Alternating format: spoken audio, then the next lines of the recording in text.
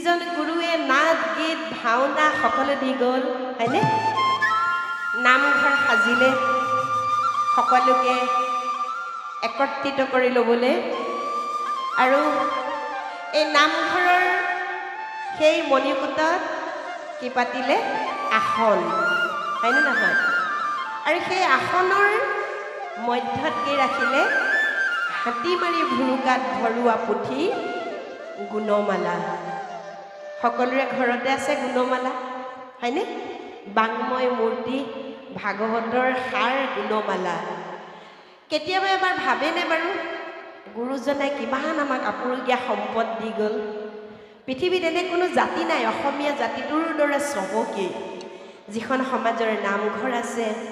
যিখন সমাজৰ ভকতি ৰসেৰে ৰসান্বিত ভক্তিমূলক গীত মাত আছে হয়নে আৰু যিখন সমাজত সকলো একে ঠাইতে ধনী দুখীয়া উচ্চ নিচ ভেদাভেদ পাহৰি আমি একেলগে বহিব পৰা এটুকুৰা ঠাই আছে নামঘৰলৈ আহিলে কোন ধনী কোন দুখীয়া আমি সেয়া নাভাবোঁ হয়নে নহয়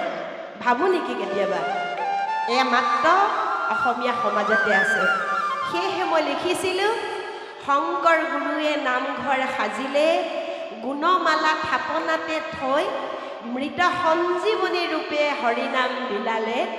ভক্তি ৰসে বোৱালে নৈ গুৰুজনাই আপোনালোকৰ যিটো সম্প্ৰদায় উচ্চ স্থান দি গুচি গ'ল যেতিয়ালৈকে অসমৰ এই সংস্কৃতি ভগৱতীৰ এই যি ৰস থাকিব তেতিয়ালৈকে কিন্তু আপোনালোকৰ নাম হয়নে নহয় ৰাধিকা সতী আছিলে নহয়নে হয়নে গতিকে আপোনালোকতে সকলো ভকতি আছে বুলি সৰ্বজন বিদিত আৰু আশা কৰিছোঁ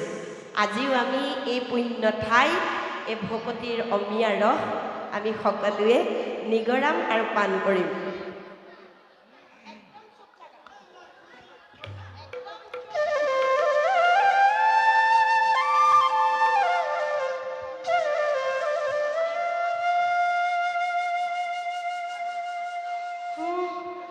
Hare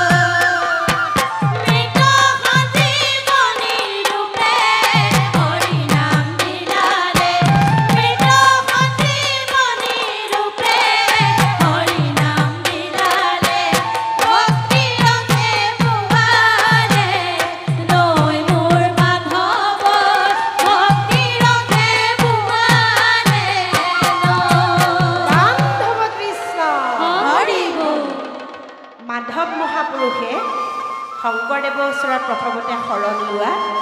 নাছিলে হয়নে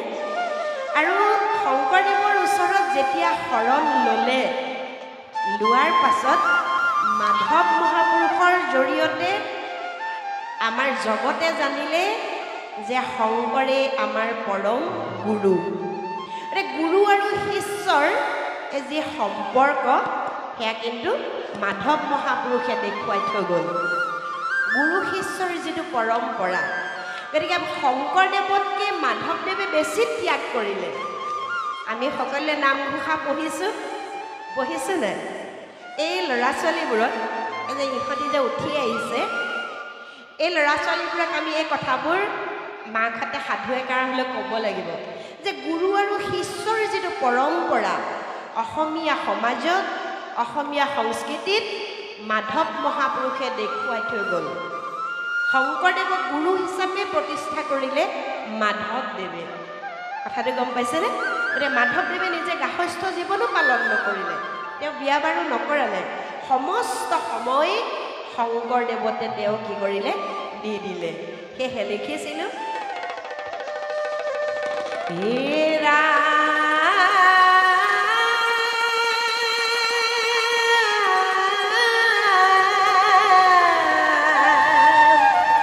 ৰাম কৃষ্ণ আমাৰ ইষ্ট দেৱ দৈৱকী নন্দন শংকৰ আমাৰ পৰম গুৰু কৰোঁ বন্দন ৰাম শৰণ দিলা ভজন দিলা দিলা হৰি নাম এই ৰাম শৰণ দিলা ভজন দিলা দিলা হৰি নাম ও তোমাৰ চৰণে কৰোঁ সহস্ৰ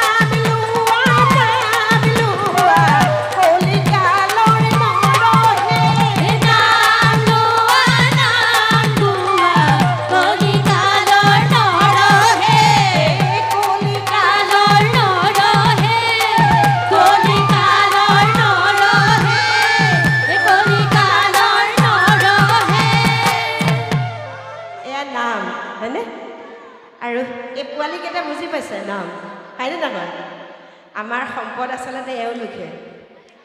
ভাল লাগিলে